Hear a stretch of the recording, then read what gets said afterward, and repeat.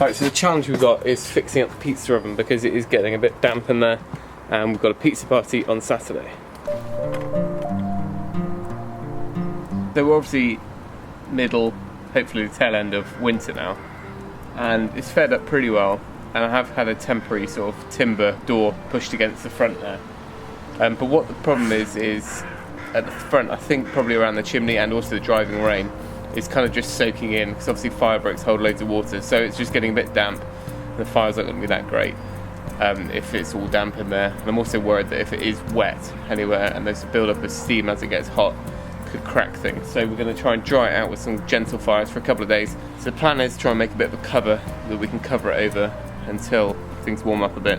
I'm probably going to build a roof over this in the future. So the render I used had waterproofer in it.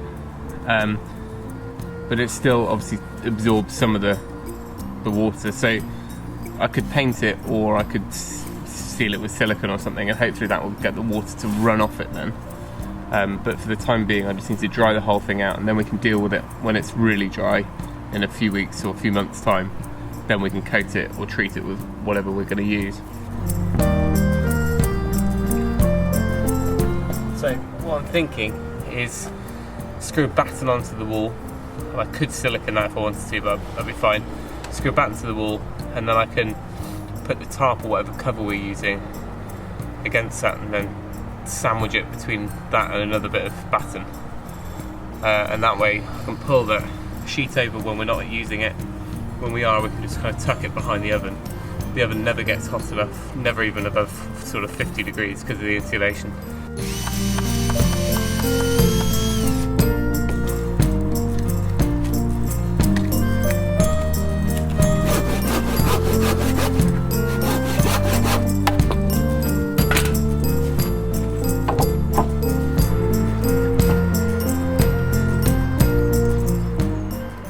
Put one in, and then I can use the level to get the other end up afterwards.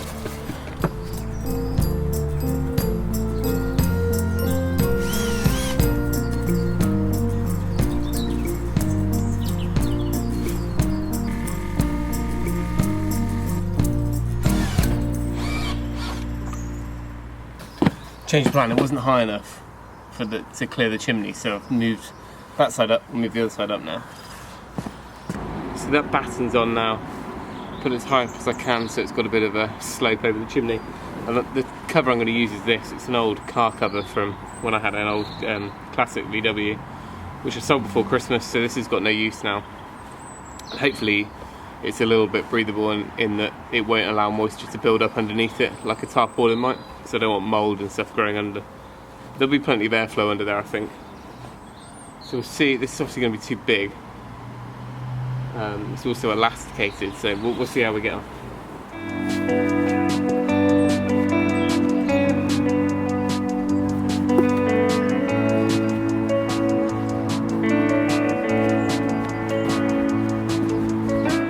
But I think if I get a rough idea of it now, I can screw that batten on, and then we can pull it really taut when we're not using it, and the excess can be kind of tucked under. Or I can put a sleeper on top of the bottom excess bit there. No, I think that's going to work best. What I'm probably going to do is put another little batten when we're not using it from the batten I screwed on the wall and rest it on top of the chimney, and that will just kind of give it a ridge, like a tent. So I think that's a bit of a good enough pitch there. So what we need to do now is screw that batten onto the top of the other one to sandwich it in. It's not like it's flashed to the wall, but it'll get the worst of it off. And then we should be able to just lift it back and tuck it behind while we're using it.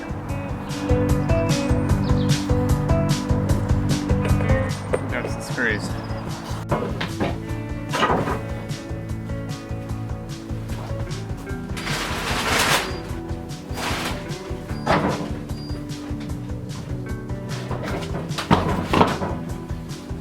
Can't be the only one with a workshop or garage like this. Still didn't find what I needed.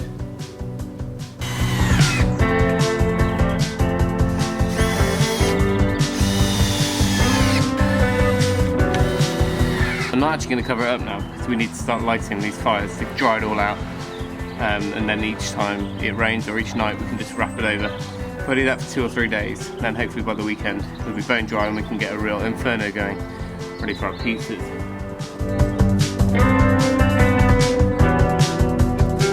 Like I said, this never even gets too hot to touch, so that's fine there. We'll just tuck it down the back and then we can pull it over when we're done. This render all seems fairly tight to the stonework, but it doesn't take much for water to seep through, so maybe that we paint this in the future or we'll patch it. But like I said, I think the end aim is to have a slate roof coming across here, just kind of overhanging the front of it, and then we'll stick a bit of twin wall or something through that. But the priority is cleaning this out. Cleaning out any of the wet ash that was in there from over the winter. Got this little blacksmith made pizza rake, which was a present for Christmas, which I quite like. This works well, it's just about long enough actually, just when we're clearing the logs before putting the pizzas in and that sort of stuff. Perfect little rake. I don't have to use my garden hoe anymore. So that's pretty clean in there now. You can just see the back there is all dry, but this, I don't know if you can see the difference, but this front half is darker in colour. So we'll soon see how quickly it dries out. Use some pine on the floor to keep it off the wet bricks.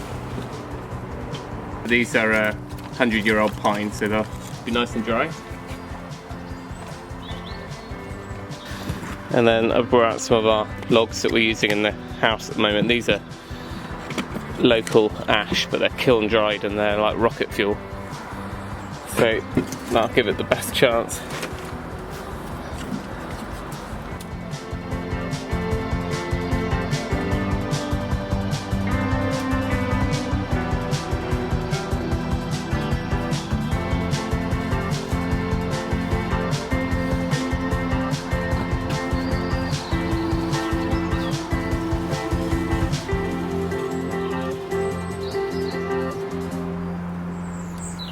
You can already see the moisture building up out here, just where the steam's kind of coming out and condensing. But at least that means the steam's getting out.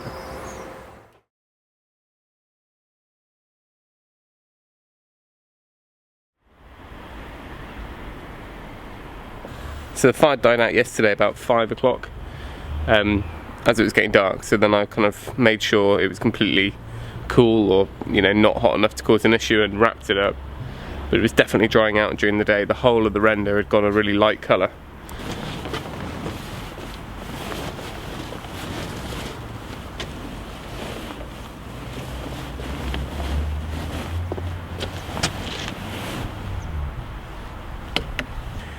Well, it's pretty bone dry now. It's just the bottom slab. There's a 4 or 5 inch worth of concrete material at the bottom of this, a perlite, and then the fire brick. And that's obviously, if that's saturated, the heat's going to go up and not dry that out as quickly. But I think a good few more fires will dry that out. The bricks on top of it look like they're dry now, so all being well, a few more fires and keep covering it in between, we'll get there. You can see all of this is now really dry, and at points you could see the steam kind of coming off it or coming through it, but down here it's still not quite dry. So I guess that's where water has landed on the concrete countertop and soaked in through the sides. So I think eventually, like I say, we'll have to have a roof over the whole of this. Right, let's wrap it up and we'll give it another fire in a day or two.